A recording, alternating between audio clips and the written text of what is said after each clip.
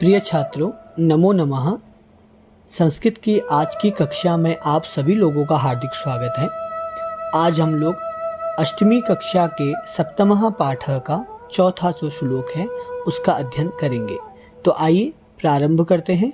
चतुर्थः श्लोकः त्रिविधं नरकस्येदं द्वारं नासनमात्मनः। आप इसको नासनम आत्मनः भी कर सकते हैं। कामः क्रोधस् तथा लोभस्, कामः क्रोधस् तथा लोभस् तस्मादेतत्त्रयं त्यजेत्। त्रिविधम, त्रिविधम का अर्थ होता है तीन प्रकार के। त्रिविधम का अर्थ क्या होता है? तीन प्रकार। तो त्रिविधम नरकस्य, नरक के षष्ठी व्यक्ति एक वचन है। नरकस्य इदम द्वारम, ये द्वार जो क्या करते हैं? नासनम आत्मनः, आत्मा का नाश कर देते हैं। तीन प्रकार के नरक के द्वार हैं जो आत्मा का नाश कर देते हैं, आत्मा का नाश कर देते हैं। अभी कौन कौन से हैं? कामः, कामः का अर्थ होता है किसी की ज़्यादा इच्छा होना, इच्छाएं। काम का अर्थ है इच्छाएं। क्रोधः, क्रोध का अर्थ क्या है? गुस्सा करना। कामः का अर्थ है इच्छाएं, क्रोध का अर्थ होता है आपका, क्रोध का अर्थ होता है क्रोध, गुस्सा, है ना। और उसके बाद आते हैं तथा लोभस, और तीसरा क्या है? लोभ। लोभ का अर्थ क्या होता है? लालच। तीसरा क्या है? लालच। पहला है काम यानी कि इच्छा, क्रोध का मतलब गुस्सा, तीसरा है लालच अर्थात लोभ। तस्मात् एतत् त्रयं त्यजेत्, इन तीनों को जितनी जल्दी हो उतनी जल्दी छोड़ देना चाहिए। कौन कौन से हैं? काम, क्रोध, लोभ। एक बार श्लोक देखते हैं फिर से। त्रिविधम नरकस्येदं द्वारं नाशनमात्मनः कामः क्रोधः तथा लोभः, या कामः क्रोधस् तथा लोभस् तस्मादेतत् त्रयं त्यजेत्। अन्वय को देखते हैं। अन्वय से और इस श्लोक के अर्थ में स्पष्टता आएगी। आत्मनः, आत्मा का, नाशनम, नाश का, आत्मा के नाश के लिए, इदम त्रिविधम, ये तीन प्रकार के, नरकस्य द्वारम अस्ति, नरक के द्वार हैं। कामः क्रोधः तथा लोभः, काम, क्रोध तथा लोभ। काम का अर्थ होता है इच्छा, क्रोध का मतलब गुस्सा, लोभ का अर्थ लालच, है ना, लालच। तस्मात् एतत् त्रयं त्यजेत्, इन तीनों को जितनी जल्दी शीघ्र हो सके छोड़ देना चाहिए। भावार्थ देखिएगा और अधिक स्पष्ट इसका अर्थ होगा। अस्मिन् लोके, इस संसार में, इस लोक में, कामः क्रोधः लोभः च, काम, क्रोध और लोभ, एतानि त्रीणि नरकस्य द्वाराणि कथयन्ते, ये तीन नरक के द्वार कहे जाते हैं। प्रिय छात्रों, कोई भी व्यक्ति जब अधिक इच्छाएं करता है तो उसका नाश होना संभव है। कोई भी व्यक्ति यदि अधिक मात्रा में, अधिक ज़्यादा समय वो क्रोध में रहता है तो उसका नाश होना निश्चित है। वैसे भी कोई व्यक्ति अधिक लोभ करता है तो उसका भी नरक में जाना निश्चित है। तो क्या कह रहे हैं? अस्मिन् लोके, इस लोक में, काम क्रोध लोभ च एतानि त्रीणि नरकस्य द्वाराणि कथयन्ते, येषु, जिसमें, मनुष्येषु, जिन मनुष्यों में, सप्तमी व्यक्ति बहुवचन, एते दोषाः भवन्ति, ये दोष होते हैं, तेषां पतनम, पतनम का अर्थ होता है गिरना, उनका गिरना निश्चितम एव भवति, उनका गिरना निश्चित ही होता है।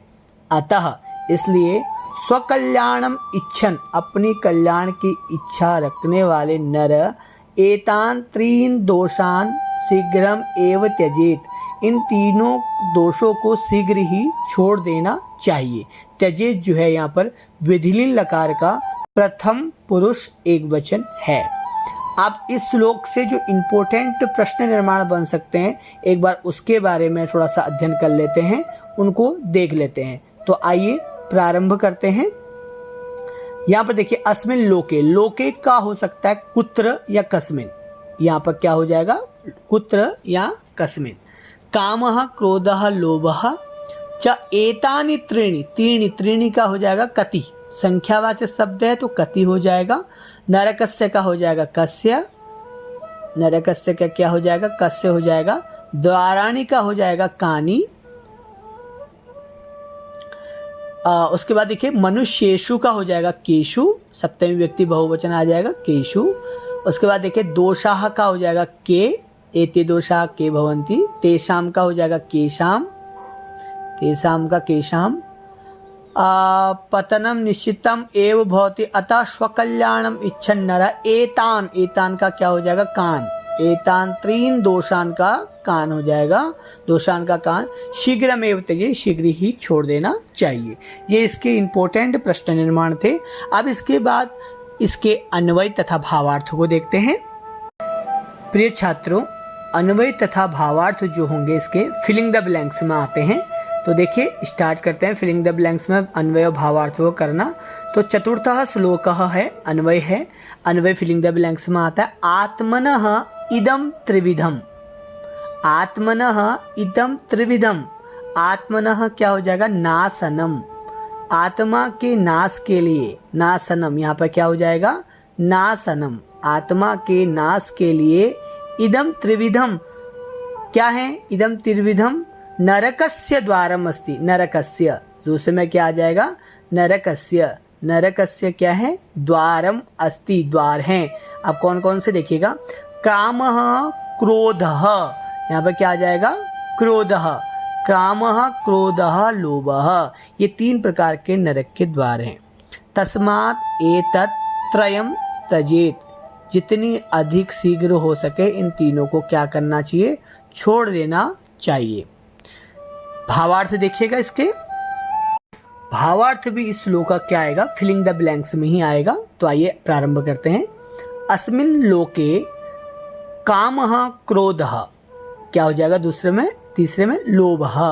तो कामः क्रोधः लोभः च एतानि त्रीणि नरकस्य कथयन्ते, नरक के कहे जाते हैं, क्या कहे जाते हैं द्वाराणि, नरक के क्या कहे जाते हैं द्वाराणि, नरक के द्वार कहे जाते हैं।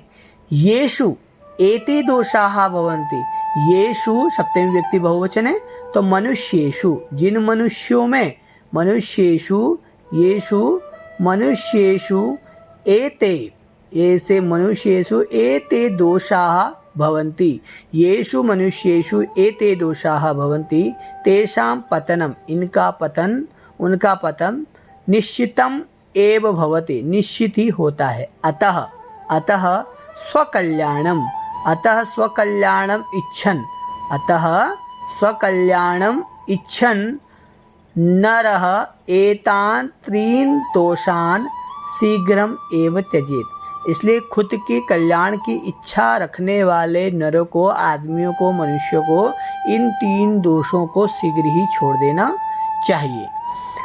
अन्वय और भावार्थ के बाद प्रिय छात्रों किस प्रकार परीक्षाओं में प्रश्न उत्तर के माध्यम से श्लोक आएगा, अब उसको देखते हैं। तो यहाँ पर देखिए त्रिविधम नरकस्येदं द्वारम नाशनमात्मनः कामः क्रोधस् तथा लोभस् तस्मादेतत्त्रयं त्यजेत्। एक पदेन उत्तर देखिए। फिर से आपको एक बार और बताते हुए चलो, पिछले के सभी श्लोकों में ये बताया गया आपको कि परीक्षाओं में हो सकता है आपके पास ऑप्शन ना आए, तो इसके लिए आप तैयार रहिएगा। कस्य त्रिविधम द्वारम अस्ति, किसके तीन द्वार हैं, नरकम के, रॉन्ग आंसर हो जाएगा।